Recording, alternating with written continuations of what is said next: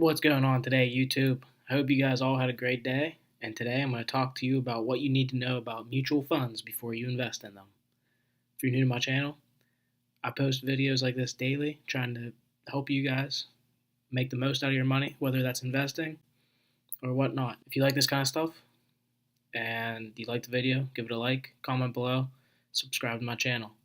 And hey, I really appreciate the like or comment, trying to figure out how to make this content better. If you guys want it better or if you want the same, let me know. There's an old French proverb that starts out by saying, bright, energetic people, usually young, have promised to perform miracles with other people's money since the beginning. And this can be taken into mutual funds.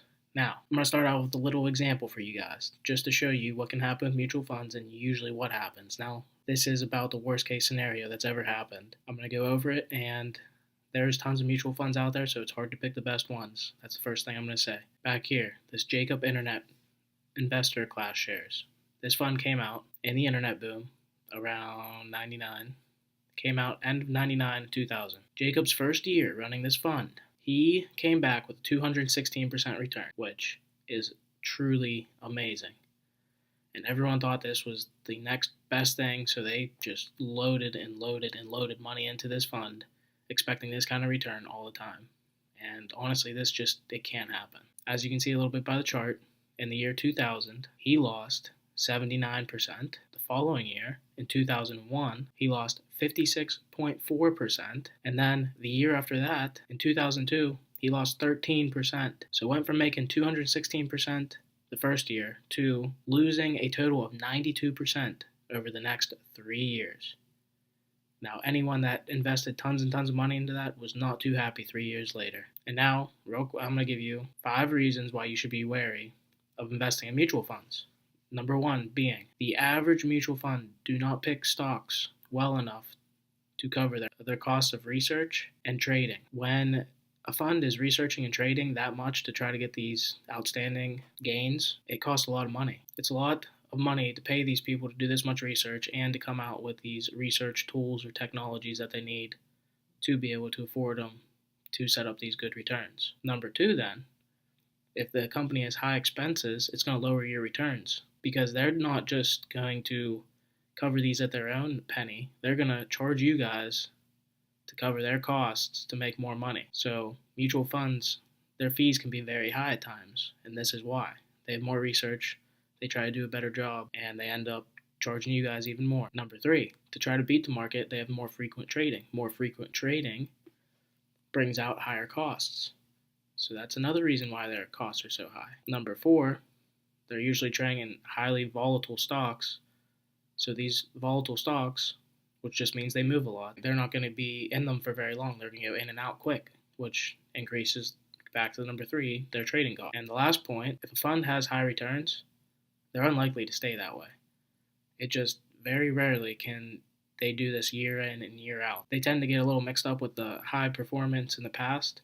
And then these companies they're investing in, they keep on putting more and more money into them, which overinflates them, and then they eventually crash down. It's kind of hard. It's like anything else. It's like stuff that you guys do every day. If you're used to doing something one way, it's harder to change it than it is to keep on going that route. And a lot of the times in the market, you have to constantly be changing to outperform it, or you're either going to get less than average gains or just the average gain. So then this leads into the 2 factors that usually lead managers into failing. Number 1 is more money in. Then more money in, they can't handle it. They get all these new investors because they've been performing so well.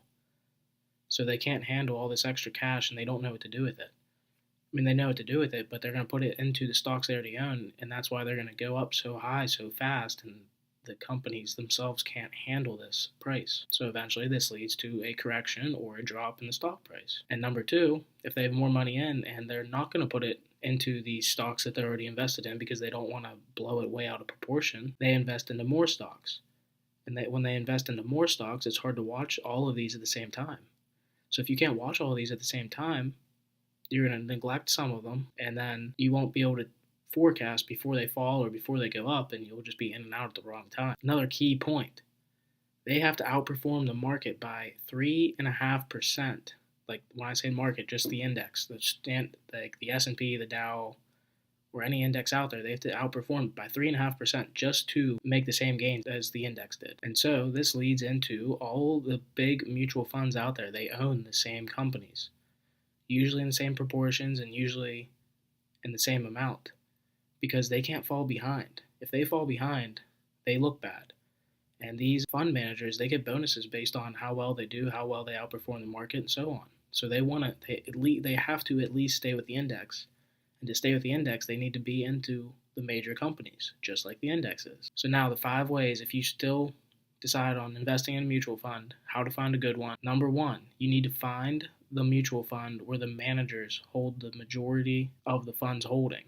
So if they have if they have a ton of money in it, they're going to be the fund managers that do the best because they don't want to lose their own money. They're playing with their own money now, not just your guys'. So they're going to do their best to keep it. Number 2, it's make sure it's not a huge fund. If they don't have millions of dollars and honestly, the best funds, they'll shut it off. They'll shut it off and they won't take any new investors just to keep their costs low. Completely shut it off. Don't take anyone else in. Don't take any more money, and they'll keep on performing the way they did because they know how they can manage a little amount of money over too much money. Number 3, they dare to be different. They don't replicate what the indexes do, what all the other mutual funds do. They do their own thing and they're good at it. They have good people working there. They know what to do and they know how to make their money. Number 4, kind of like the same thing as what I was saying in number 2, they close their doors and they don't take in any more money, so they have as much money as they can deal with. So if they ever want to increase in the future, they add more staff that can actually watch this money. But then again, if you're adding more staff, you're probably going to raise your prices. So there's a fine line there, and it's hard to figure out sometimes. And number 5, they don't advertise. If they don't advertise, this is not bringing more people into their fund. They will be fine handling the amount of money that they already do. And the top 4 reasons a red flag should come up, and you should know when to get out. Number 1, there's a sharp change in their strategy that they've been using in the past. Number 2, there's an increase in fees. Increase in fees usually goes straight to the manager's pocket, or they're doing more research. So it's mixed feelings, but be wary. Number 3, large and frequent tax bills. This means they're trading more. And the last one, knowing when to get out, is a sudden erratic return, whether this be a big gain or a big loss. It's a big red flag whether something bad is about to come. And I'm just going to wrap the video up by showing you a quick little thing. So the S&P total average return since 1936. Here's the average. It's right above 10%. This is the whole of forever. Well, until 2014. So that includes the big bear market in 2008 and not even all the gains we're having now. Top performing mutual funds in the last 10 years. This is 1 year, 3, so on. You can see at the top. You can pause and look at it if you want and take into account. This is through January 31st, 2018. So they had all these big returns right now, the 1 year return. That's why these numbers are so high. But look at the 3 year. 19, 20, 15. Okay, and keep in mind, these are the best mutual funds, the top 10. There's tons of mutual funds out there that just don't do this. And I want you to look, if you notice, say your 1 year, it's Prudential. Look down to your 3 year. Prudential isn't even on the list. This is what I'm getting at, where don't expect high returns every single year so they had a high return. You guys, here, you guys can see the website up here. You can go to it, check it out if you want to. I'll link it down below too. But it's interesting how they don't usually keep up their returns if they have such a big return. You can look at 5 years. They're all in the same chart, but they show different names on the left. So if you guys still want to invest in mutual funds, take your chances. Just make sure you go over those 5 rules of knowing how to find the good ones and the 4 rules of knowing when to get out, if in fact you're into one and you don't know what to do. So the whole case in point of this video is the stock market index fund, these cheap index funds such as Vanguard. You can see 3 year, 1 year return. They pretty much replicate the same as mutual funds. You are only paying 0.1% inside an index fund for the majority of the time, and they usually replicate these mutual funds in the long term. So instead of you picking, you have very slim chance picking out the best mutual fund out there. And a lot of the times, a lot of these mutual funds will be shut off to investors that only have millions of dollars. And those things are what you need to know while going into a mutual fund. So if you like this video, you like this content, give it a like, subscribe to my channel, and share, comment below, anything. Just let me know what you guys think about this content. All right, see you guys tomorrow.